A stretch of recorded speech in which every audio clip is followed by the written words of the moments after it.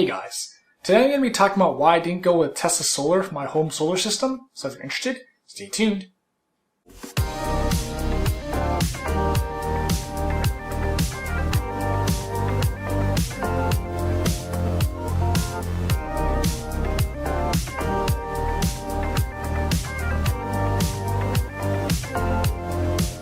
So what I'm going to do is I'm going to talk about my non-Tesla solar system and basically talk about the pros of that system and try not to be too negative about Tesla Solar.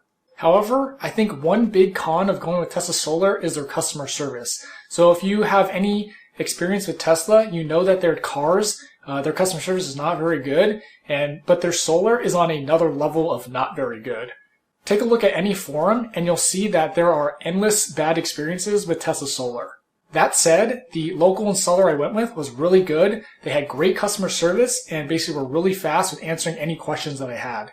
The process was pretty simple for me for the most part because I didn't really have to do anything, and that's really how it should be when you hire an installer to install your solar.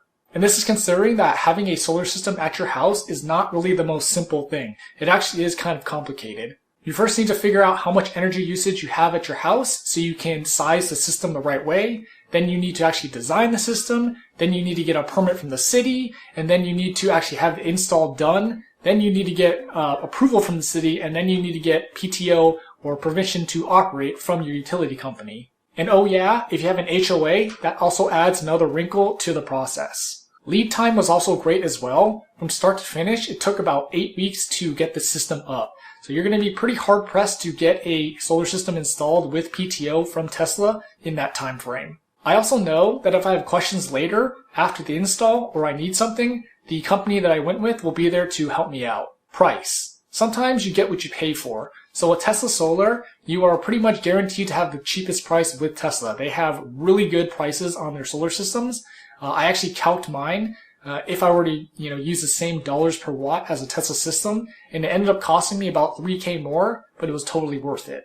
And that's really because of the customer service piece. So like I mentioned before, I know that they're going to be there if I need something, and if something happens or my system is out or there's some sort of issue that needs to be fixed, it'll be fixed really quickly through my local installer. One misconception about solar is that it's really expensive. And so if you were to ask me before I started researching this project, I would have thought the same thing. And I think the reason why that's a misconception is because of the battery backup. So if you were to add batteries to your system, that can almost double your system or more, depending on how many batteries you want. However, having battery backup is really not necessary at all. So if you have one-to-one net metering and you live in an area where basically you have an outage maybe once a year for like 2 hours, it's not worth it to get batteries. Batteries make a lot more sense, say if you live in the Northeast or the Midwest where it snows a lot, and you sometimes get power outages for like a week at a time or like multiple days, and you have multiple power outages a year. Then that's where battery backup makes a lot more sense. And that's because battery backups add so much money to the system that your ROI is going to be really bad. It's going to be a long period, or you might not even make all your money back because it's so expensive. If you were to look at Tesla's website, they automatically add batteries to every quote, even though you don't need it. It's not something that's necessary at all, but the way that Tesla's website is set up, they make you think that it is. And this is a heads up for you if you're looking into a Tesla solar system anyway. You aren't stuck into the 4 cookie cutter sizes that they give you. You can actually customize the system to whatever you want after you put in your order and you talk to an advisor.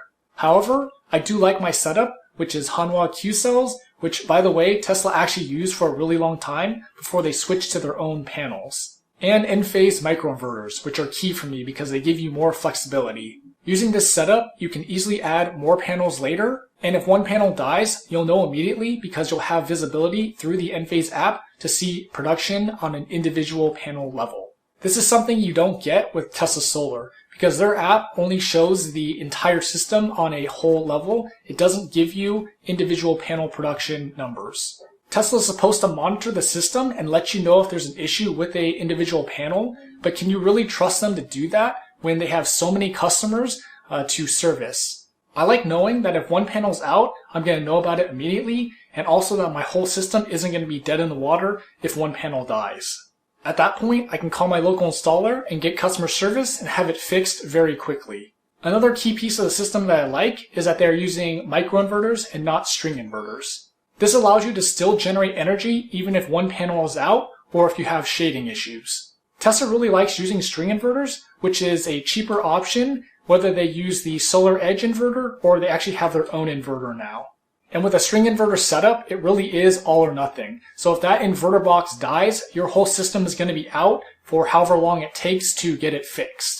Solar Edge is also known to not have very good customer service, so Enphase, the company that I use, is a lot better with their customer service. So these are the reasons why I decided to go with a local installer for my solar system. More options and more flexibility with a faster lead time and better customer service. If you're in the market for a home solar system, are you leaning towards Tesla or a local installer, and why? Let me know in the comments. Don't forget to like, share, and subscribe, and thanks for watching.